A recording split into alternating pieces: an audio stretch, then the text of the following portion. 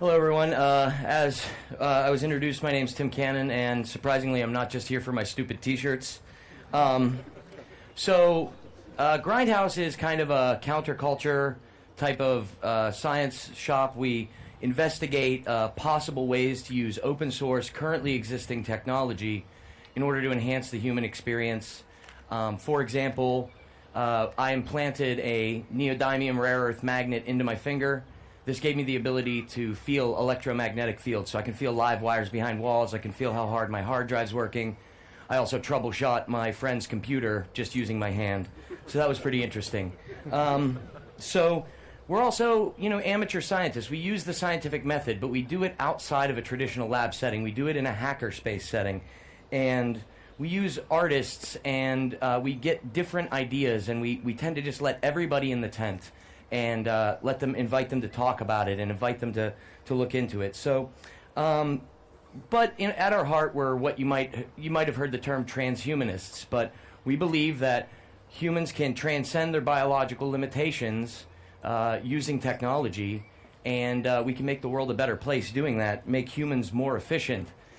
We find it ridiculous that I need 2,000 calories to sit on my couch and be a snarky American, and I think that this is silly.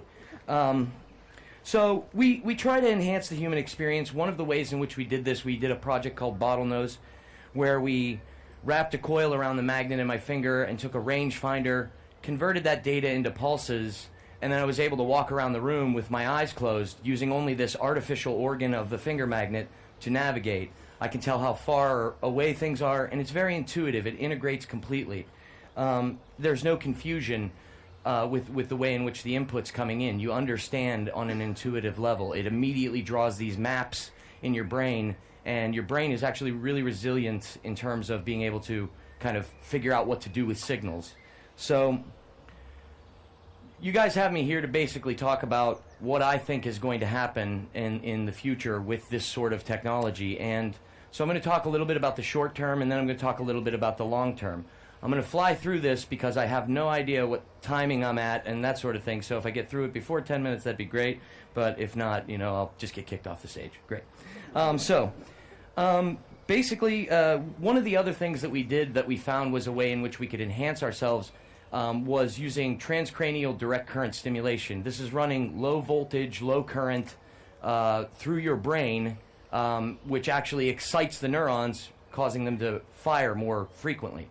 And if you do this in, for example, certain areas of your brain, like your motor cortex, it feels like the whole world's kind of tilting this way or tilting that way.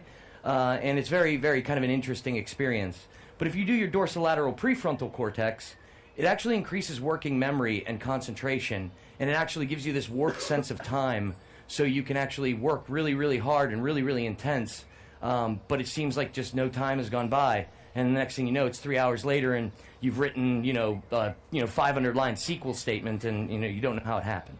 So, kind of interesting. But where we're moving in the future, right now, we're building a device. It's a star-shaped implant that goes in the back of the hand. And one thing that's kind of cool is that it can actually glow through your skin, so it actually looks kind of, creepy cool, right? That sort of thing. But additionally, you can tap it and do a gesture, and artificial neural networks on your phone will then crank out and identify that gesture, and then you can associate it with anything.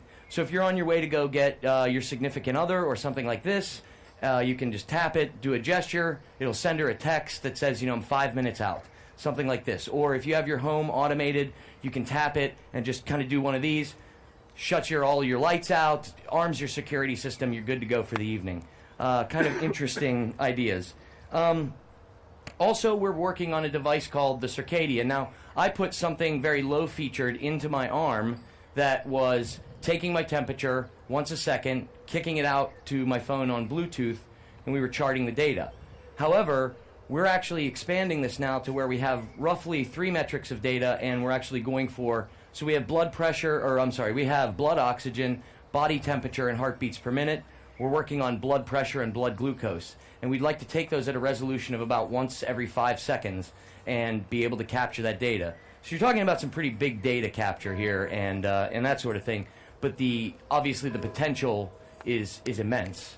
We also really want to start playing with drug pumps and these sorts of things. A friend of mine does parkour. I'm not sure if you guys are familiar with parkour, free running, jumping, kind of freestyle acrobatics.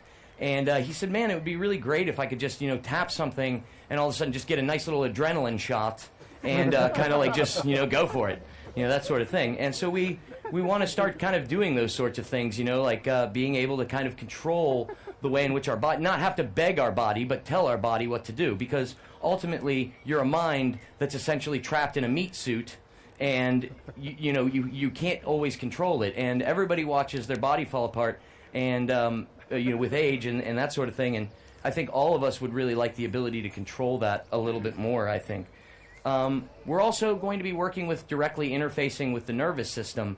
So taking electrodes and punching them directly into the nerve trunks of our arms and these sorts of things to see if we can get two-way communication. This has been proven out in an academic setting, but again, we do everything low scale, we do everything open source, we do everything on the cheap because we're hackers and we're, poor starving artists. So,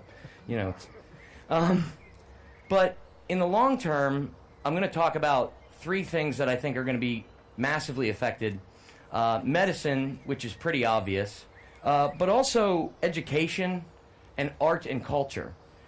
So with medicine, one of the things that we find is kind of odd is the way people view their body. They have this kind of sacred look at this stuff. And so, for example, people don't want to get an artificial heart. And right now, if you want an artificial heart, the only way you can do that is to have heart problems. So this seems like a really bad idea to make the warning sign a heart attack, right? This is not a good warning system. And so we would like to see a world in which you could walk into a shop and just say, I'm 30, this thing's probably got about 20 years left on it. I just like the new one now. The one with, Wi-Fi, and it can like hook into my iTunes store and like this sort of thing. I can get this sort of data. And because this thing is going to go away eventually, so why am I waiting?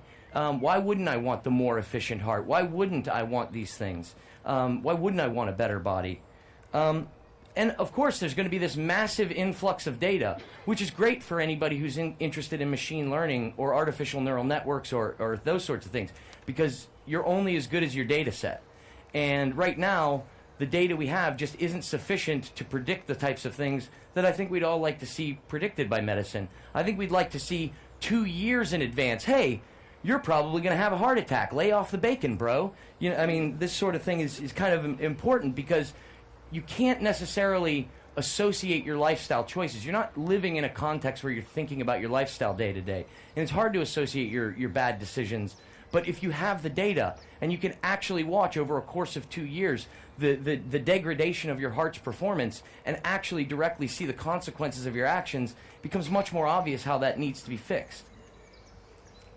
I think also we'll start seeing eventually neural interfaces. There are deep brain stimulators currently that are in use now, mostly for medical reasons, but I think in the future we'll be able to put these sorts of things into our brain and suppress certain areas, activate certain areas. We can already do this with